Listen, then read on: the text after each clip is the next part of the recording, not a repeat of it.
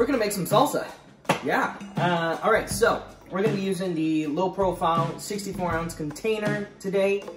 This is the container that comes standard with the 3500 Vitamix. I'll touch on that here shortly. If you guys like our videos, you want me to keep making more of them, give us a thumbs up. We'll keep making more. Subscribe if you want to be notified of the new videos. So tips, tricks, recipes, you know, things like that. We're going over all those things. So if you want to know when we release a new video, definitely subscribe. Today we're going to do some really simple salsa. So you can see I don't have anything complicated. This is kind of the base to, as is, it's really good. But it's also kind of the base of like a pineapple or mango salsa, or if you want to add avocado, or I've even added shrimp to this, and it kind of makes like a ceviche, and it's just great every single time. But nothing complicated. So we have about a eighth of a, or about a sixth of an onion. We got a few Roma tomatoes, some cilantro, fresh lime, and some taco seasoning, and of course some chips to serve it up. I have the 3500. This is the one, this is my personal machine. This is the machine that I use in my demonstrations. I recommend this to my friends and family. I love this machine a lot. So if you're considering getting a Vitamix, this is our top of line model, and I love it. I have not been disappointed in the least. With the recipe app, there are a ton of other salsa recipes on the app that you can definitely access. The one that I'm doing here is even less ingredients than most of those salsa recipes. So you definitely don't need to go to the store and buy anything special, okay? So the way that salsa works, and you'll find this with other ingredients, is you blend the finer ingredients first. So we're gonna mince up the cilantro first, and then we're gonna kind of work our way backwards. So to go cilantro, onion, and then tomatoes, because that's gonna be the chunkiest thing. We're gonna finish it off with the taco seasoning, a little salt, pepper, and you're good to go. All right, so first thing is we're gonna put in that cilantro. Kind of a trick is where you put your tamper stick in the lid, right there, is where you're actually gonna drop the cilantro in, okay?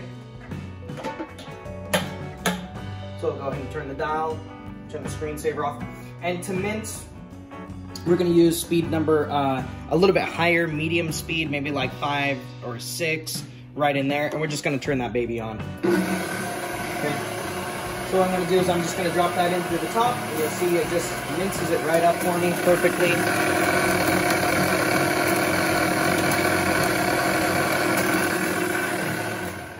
We're gonna turn that down to speed number 3. Okay, and then I'm just gonna go ahead and drop in this onion right through the top there as well. Now, if you don't wanna cover it with your hand, you know, you don't wanna get onion on the bottom of your hand, use a little cap there, and you'll see I'm just gonna drop that in. Put the cap on. Yeah, now we got nice chunks of cilantro, okay? And let's go ahead and add in those Roma tomatoes. Now for this one here, I'm gonna use the pulse feature, okay? Woo, those onions, oh my gosh. Wowie. This is actually one of the reasons why I do like chopping onions in a Vitamix is, you know, yeah, you know, you might get a little bit of tears after you pop open that lid, but at least your hands don't smell like onions, you know, through the rest of the evening. Couple shakes on this. There we go. Okay. If you like yours a little spicy, at this point I would add in that jalapeno. I'm gonna put in some pepper, a little bit of salt,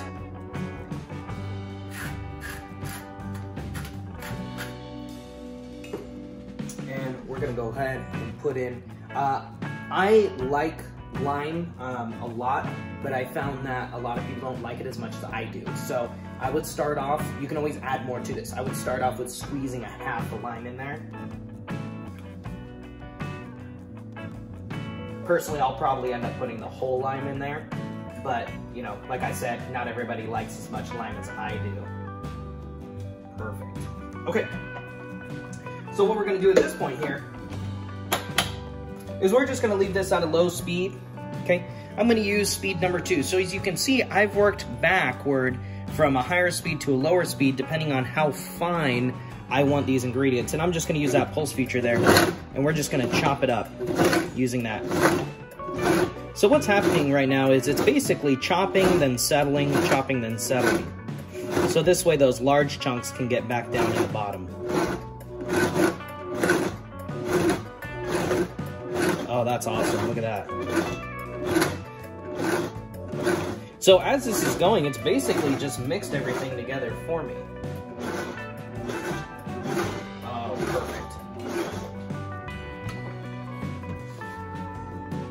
All right, so you see here, look at that. Beautiful, chunky salsa, okay? I also recommend to get some of these spatulas. These are the plastic spatulas.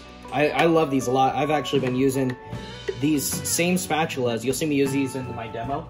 And they're plastic, not silicone. So the silicone ones that I found is, you know, even though the blades in this are not really sharp, the tip of the blade has is sharp. So as you're moving things around and scooping things out, I find that sometimes the silicones will start to get kind of gnarled up and they don't look as good, and then you'll have to replace them, obviously. But the plastic ones, they hold up really well. I think I've had the same spatulas for my demonstration for like 3 or 4 years, and they've worked just fantastic. So there you go. Beautiful, simple, homemade chunky salsa. Like I said, you can doll this up however you want. Shrimp, avocado, add in some mango, some pineapple. Really, jalapeno would be great in this as well. And then you're ready to go. All right, you guys, good luck. Cheers. Get this salsa. Quality control, right?